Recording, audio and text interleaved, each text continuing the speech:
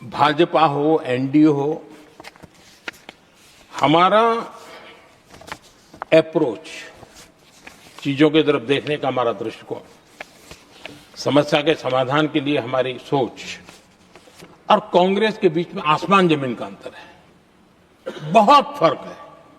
मैं आपको उदाहरण देता हूं।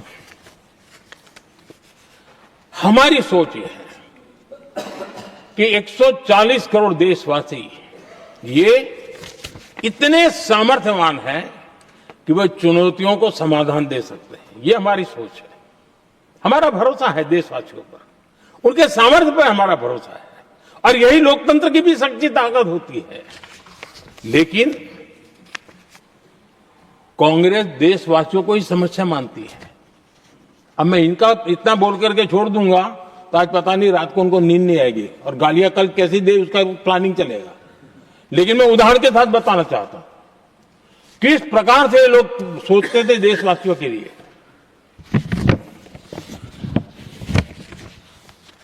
देश के लोगों के बारे में नेहरू जी और इंदिरा जी की सोच क्या थी, मैं उसके विषय में बताना चाहता हूं। इंदिरा जी एक बार ईरान गए थे और ईरान में वो भाषण दे रही थी, और उस भाषण में उन्होंने नेहरू जी के साथ जो बातचीत हुई थी उसका उल्लेख किया। खुद ने कहा है, उन्होंने कहा, और मैं जो इंदिरा जी ने कहा था उसको कोट कर रहा हूं, जब किसी ने मेरे पिताजी से पूछा, यानी नेहरू जी से पूछा कि उनके सामने कितनी समस्याएं हैं, तो उन्होंने उत्तर दिया था 35 करोड़। नेहरू जी ने जवाब दिया था कि उनके सामने कितनी समस्याएं हैं, बोले 35 करोड़। उस समय हमारे देश की जनसंख्या थी 35 करोड़। अब आगे देखिए, 35 करोड़ देशवासी नेहरू जी को समस्या लगते थे। ऐसा कोई मुखिया हो सकता है क्या जी?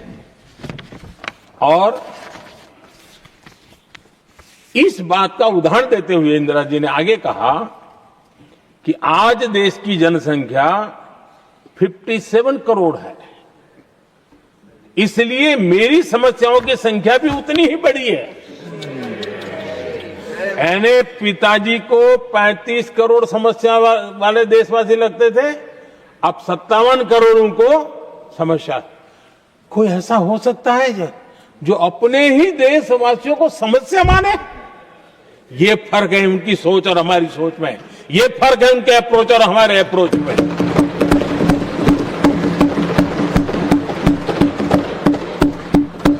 नेहरू जी हो या इंदिरा जी हो या पूरी कांग्रेसी बिरादरी हो, ये लोग भारत के लोगों को समस्या मानते हैं। आदरणीय सभापति जी, मेरे कई कोटेशन मिलेंगे। मैंने दुनिया के सामने कहा है, देश के सामने कहा है, और कहा है इसलिए नहीं, ये मेरा कन्विक्शन है। अरे चुनौतियां कितनी ही क्यों ना हो, 140 करोड़ समाधान हमारे पास है।